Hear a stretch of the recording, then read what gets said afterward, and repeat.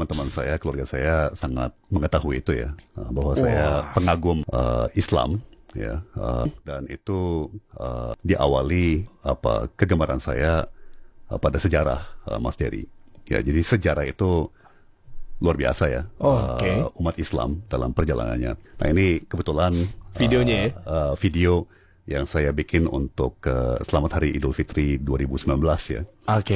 Di mana saya menerangkan bahwa sebenarnya yang namanya ilmu pengetahuan atau science, termasuk matematika, geografi, astronomi, geometri, ya, bahkan kedokteran, itu diselamatkan oleh umat Islam. Oh ya?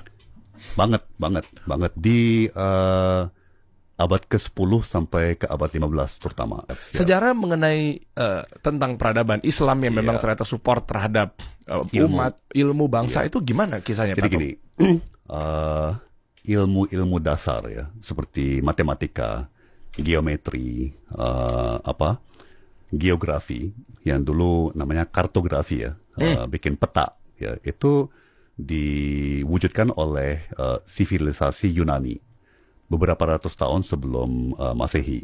Ya.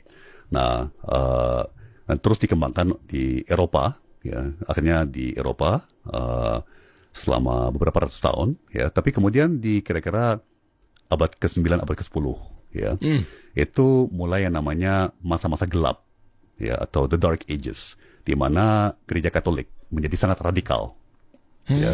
Jadi gereja Katolik waktu itu boleh dibilang cukup jahat ya, karena mereka sebagai contoh melarang semua buku.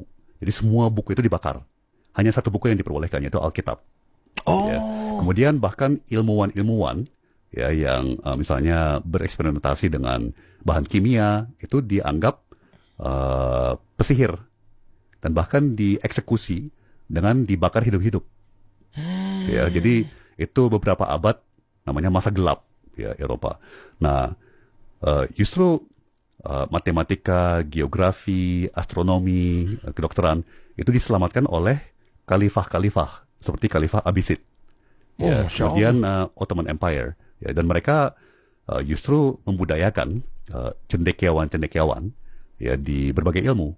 Ya, makanya kalau kita belajar matematika seperti algebra di SD, SMP, itu kan sebetulnya ilmunya seorang cendekiawan namanya aljabar.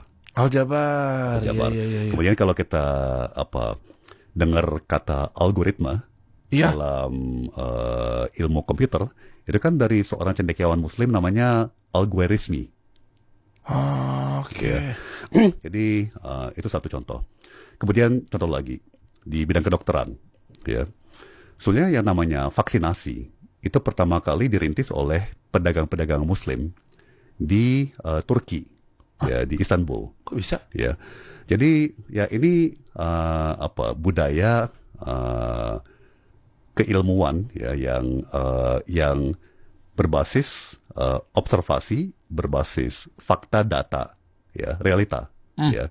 Dan sekali lagi waktu itu gereja Katolik dan setelah itu juga ada aliran yang pecah yang menjadi gereja Protestan. Mereka sangat ideologis, ya, mereka pokoknya Alkitab, ya kan, dan ideologi.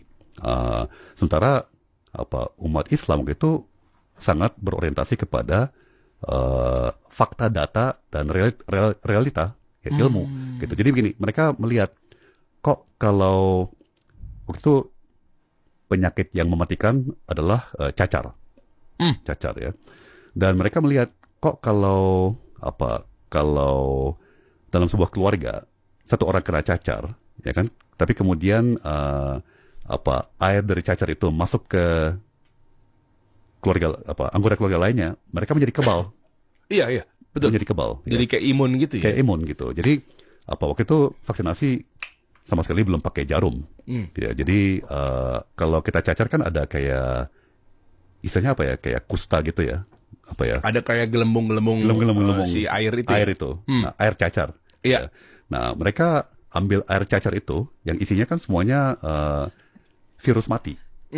Ya kan? Kemudian orang sehat itu digores, ya lengannya supaya ada luka, kemudian air cacarnya dimasukin ke situ, Virus mati dimasukin ke dalam luka.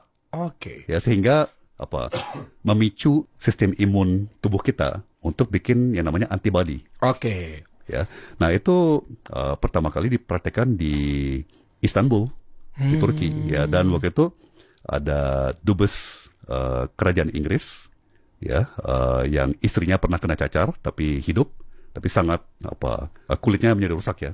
Tapi dia melihat praktek-praktek ini, dia mencoba mempraktekannya kepada anak-anaknya. Ya, anak-anaknya semuanya jadi kebal.